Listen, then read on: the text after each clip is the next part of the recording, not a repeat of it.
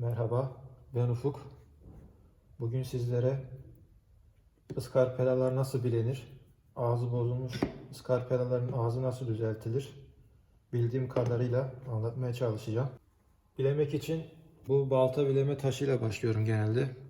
Bir tarafı yanlış hatırlamıyorsam 150, diğer tarafı 240 kumdu.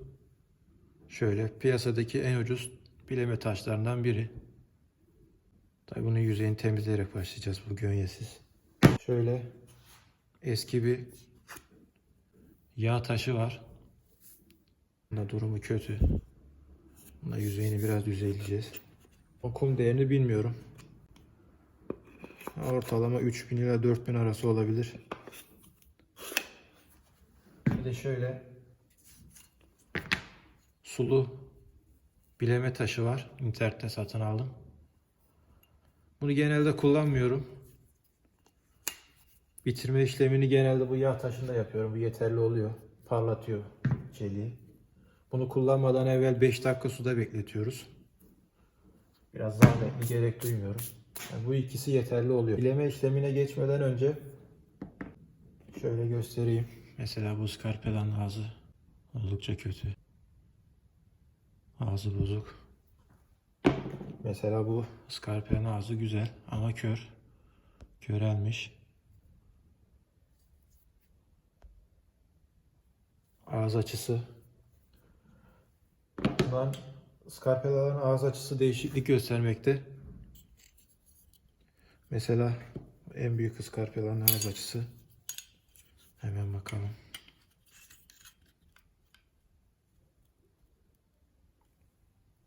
Şöyle 25 derece. En küçük ıskarpelanın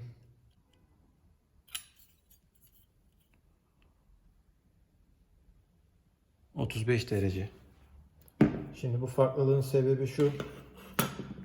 Iskarpeladaki ağız açısı daraldıkça daha keskin hale gelir ama bir o kadar da hızlı körelir. Bu 35 milimlik ıskarpelada 25 dereceyi seçmemin sebebi şu. Bıçak genişledikçe mukavemeti arttığı için 25 dereceye kadar inebiliyorum. Tabi bu daha küçük bir ıskarpela olduğu için o kadar dar açıyı kullanırsak daha çabuk körelir. Ki bunlar ısıl işlem görmeyen çelik olduğu için sürekli bilememiz gerekecek. Bu ağzı bozuk, kırık ıskarpelaları düzeltirken taş motorunu kullanıyorum. Diğer ağzı güzel olan ıskarpelaları direkt taşla bileceğim. Tabii öncelikle taşları biraz gönyelemem lazım. Gözüküyor mu bilmiyorum. Ya bunun durumu iyi şurası.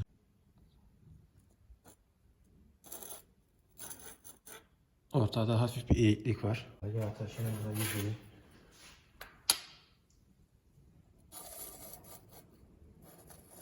Hafiften oyulmuş. Zamanla ıskarpeleyi sürte sürte tabi ortası oyuluyor.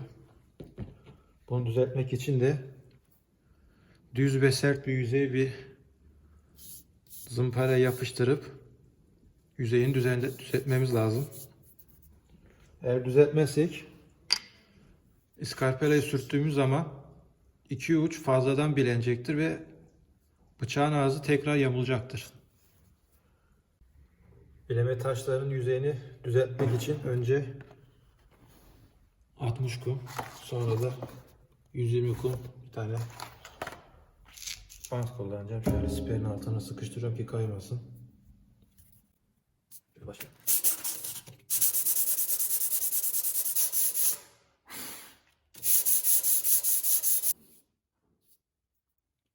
Gördüğünüz gibi buralar oyulmuş kısım. Devam. Arada bir zımparayı temizleyin ki gözenekler tıkanmasın.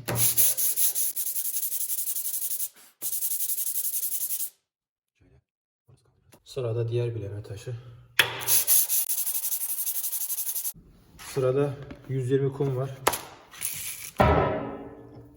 Şöyle kalın kumla yüzeyi bayağı tıraşladık. Şimdi düzeltmemiz lazım ince kuma.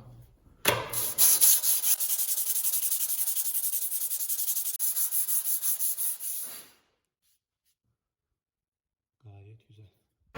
Şimdi Şimdi sıra yağ taşında.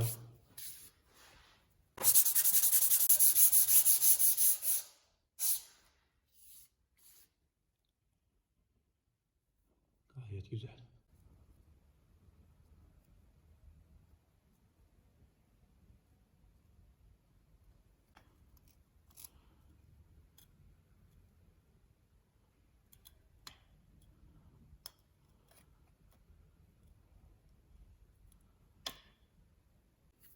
Bu iki iskarpilayı sert yüzeylerde kullandığımız için ağzı kolay köreliyor. Bunları 45 derecelik açıyla bileyeceğim.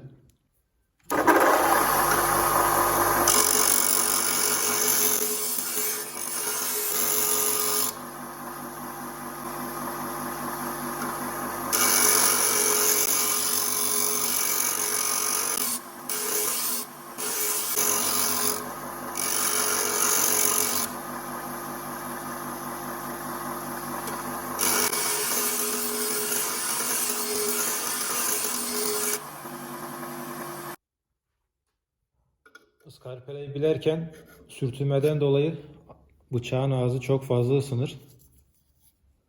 Bıçağın ağzı renk değiştirmeden sık sık suya batırın. Soğutun. Hem eliniz ısınmaz hem de çelik fazla yumuşamaz. Tabi sulu çelik olmadığı için çok önemli değil ama siz yine de yapın. Çelik yumuşamaya başladı mı daha fazla tıraşlamaya başlar. Gönyesiz olur ağzı.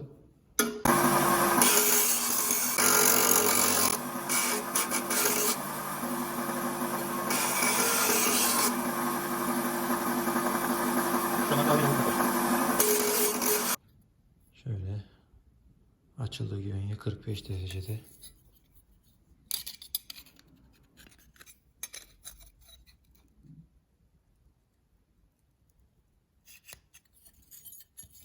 Şimdi bu bileme işlemine hazır.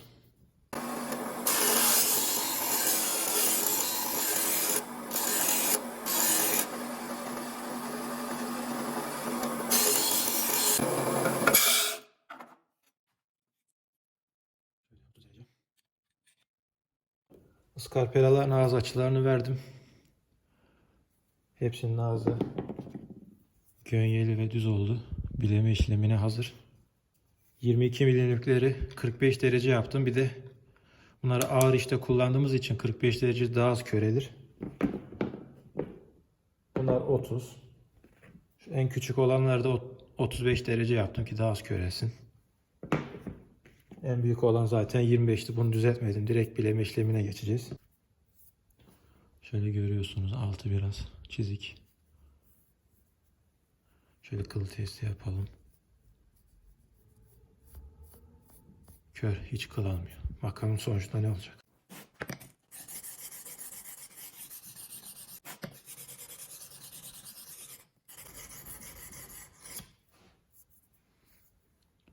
Gördüğünüz üzere şu koyu taraflar bileniyor. Ortası oyuk.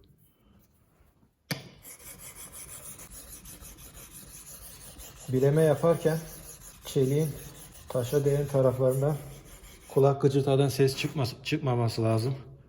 Yağ gibi kayması lazım. Ya şöyle sesler çıkarsa bilin ki bıçağınız köreliyor, bilenmiyor. Şöyle bilendiğini böyle hissedebilirsiniz. Eğer böyle ses çıkıyorsa köreliyordur. Bir elinizle sabit tutup üstünden bastırırsanız bütün yüzeyi aynı anda bilenmiş olur. Arada bakıp bilinip bilenmediğini kontrol etmeniz lazım.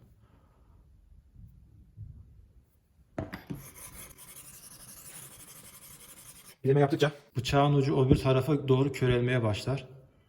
Bu tarafta hafif bir çıkıntı oluşmaya başlar. Buna kılağı denir.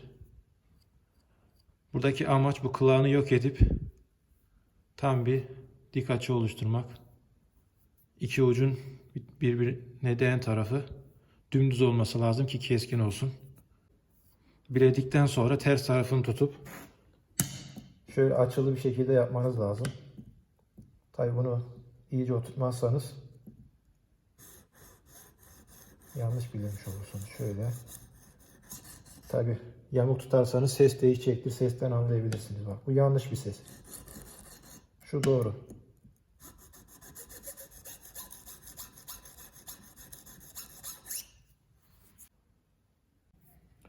Kalın tarafın bileme işlemi bitti. Şimdi ince tarafa geçiyoruz. Şöyle hafif yağlayalım.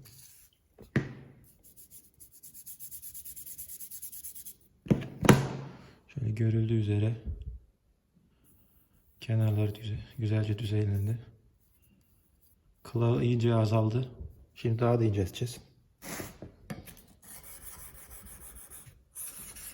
Bileme taşının bütün yüzeyini kullanırsanız videonun başında göstermiş olduğum o oyuntu daha az olacaktır. Aynı yeri böyle sürekli yaparsanız oyuk olur. O yüzden bütün yüzeyi kullanmanız lazım. Şöyle yaptıkça parlıyor.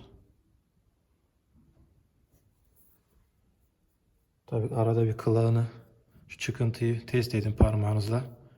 Nerede çoksa orayı yapın.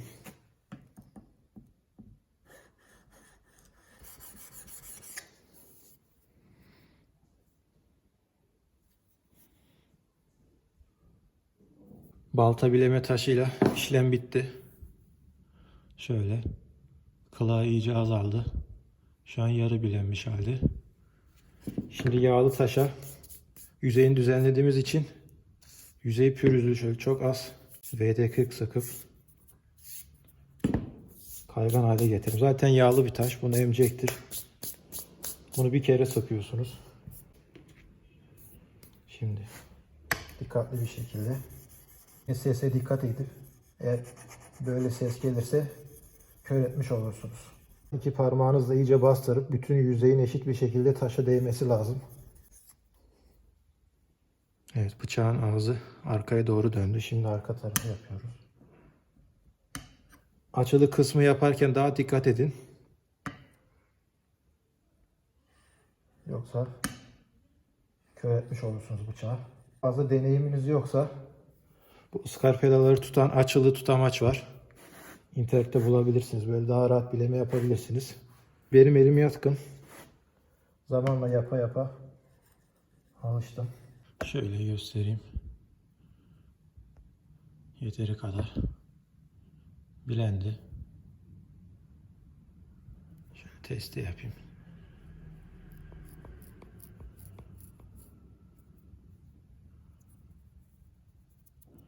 Kıl da alıyor. Yine ilk önce kalın, sonra ince, en sonunda yağlı taşla bitireceğiz.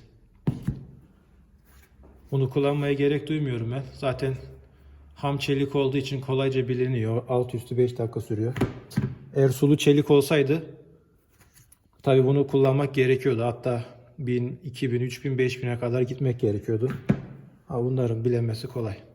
İki taşla hallediyoruz. Bilemeye başlarken önce tabandan başlayın.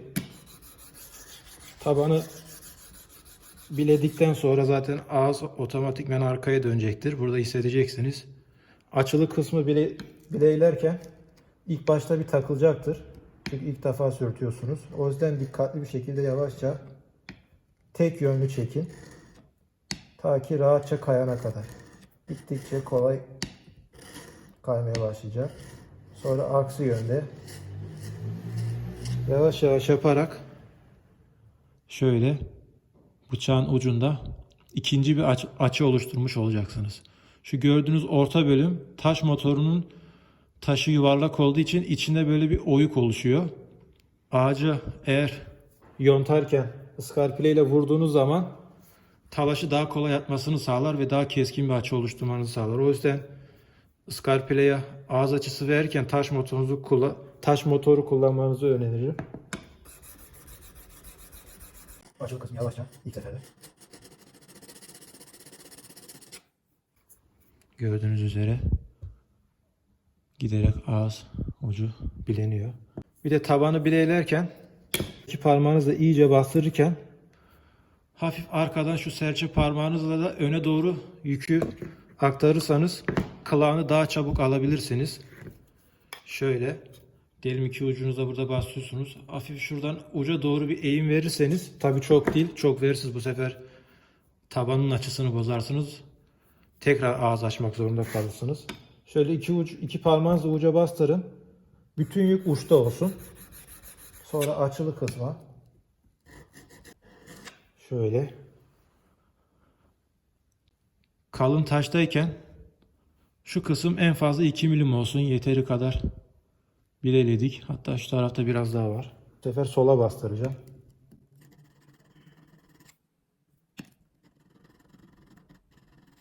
Gördüğünüz üzere sağ taraf daha çok alın. Bu yeterli. Şimdi ince tarafa geçtik.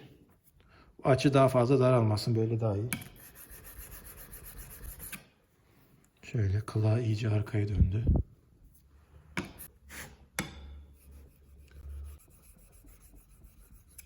Şöyle göstereyim, artık ayna gibi oldu.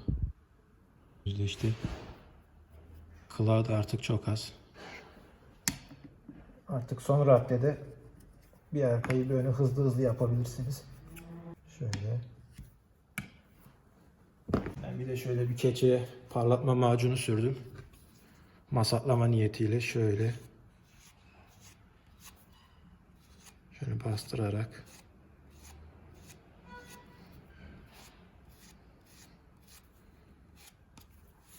şöyle bir deneme yapalım. Jilet gibi alıyor.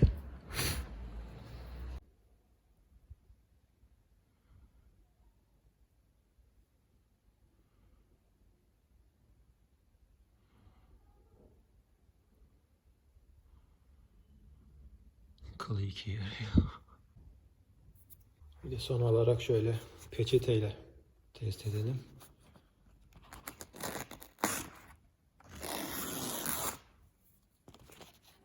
Peçeteyi bile böyle yarıyor. Gayet yeterli. Ham çeliğe göre. Beni dinlediğiniz için teşekkürler.